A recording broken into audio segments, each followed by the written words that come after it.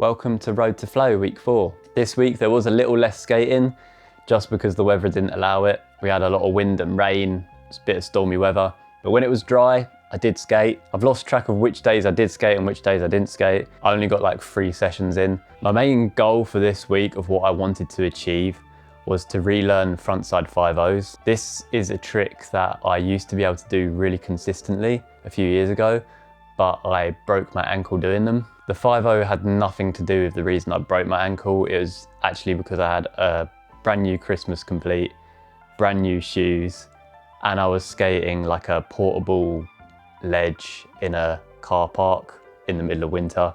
And the whole thing was just kind of set up for disaster. I basically went to do the 5-0, didn't grind at all, and then the front of my board just dipped down and then my ankle rolled on the floor. The ligament damage from that injury, even though it was a few years ago, still gives me a little bit of problems with my ankle today, but we're feeling pretty strong and we're feeling pretty confident that we could relearn this trick. So I started off finding the smallest ledge I could find. This is the smallest ledge at my local. It's not particularly easy to skate because it is on top of a mani pad.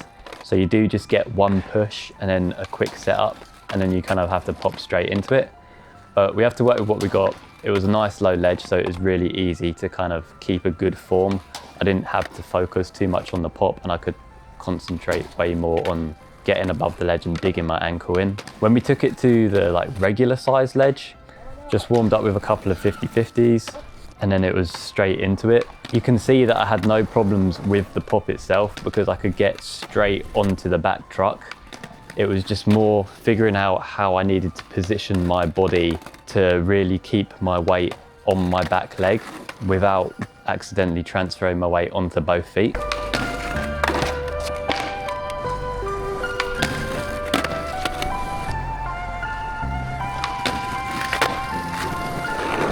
The next session, not sure what day it was, but it was a couple of days later. I wanted to expand upon the 5-0 and then do it in a line. I did figure out a few things with my foot positioning on the pop that helped me get a more consistent 5-0, which I'll go through after these clips, but I'm not going to talk over these clips really because I haven't really got much more to say. So I'm just going to let you watch them.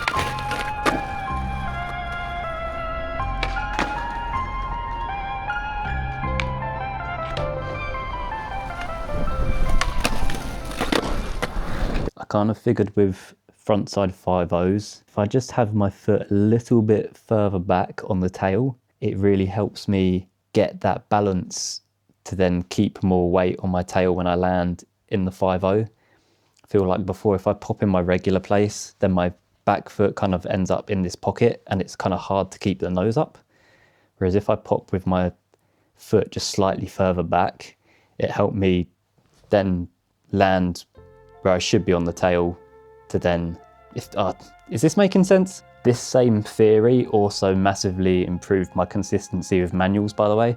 I didn't film any manuals, but just believe me, I'll say when I pop here, it just helps with that perfect landing and pressure spot. It's a dream of mine to be able to get a really nice backside flip. I landed a few, but I really was not happy with them. And this is something I want to reach out to you guys for tips on these. How do you get that really nice controlled, dipped looking backside flip? You know, where it's almost like a dolphin flip with a body varial, if you know what I mean. Because when I do my backside flips, I feel like I look like a child. This is how little kids do backside flips and not how you'd expect like a sponsored skater to do a backside flip. Pretty much want to get it frontside as well. So I have landed a few frontside flips in the past, again a few years ago now.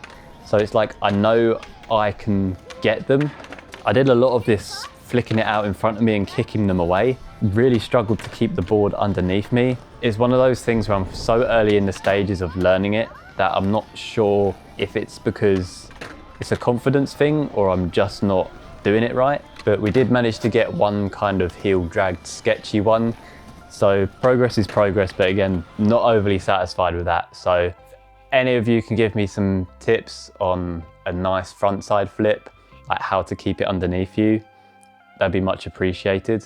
I think all I need to do is just like commit to it really, and it's as simple as that. But it just doesn't feel right. You know, when you're kind of spinning it, it doesn't feel right. I don't know if it's because I'm not used to it yet. It's kind of the same with the backside flips. Like I can do a backside flip, but I can't do a backside flip, if you know what I mean, like not a nice one.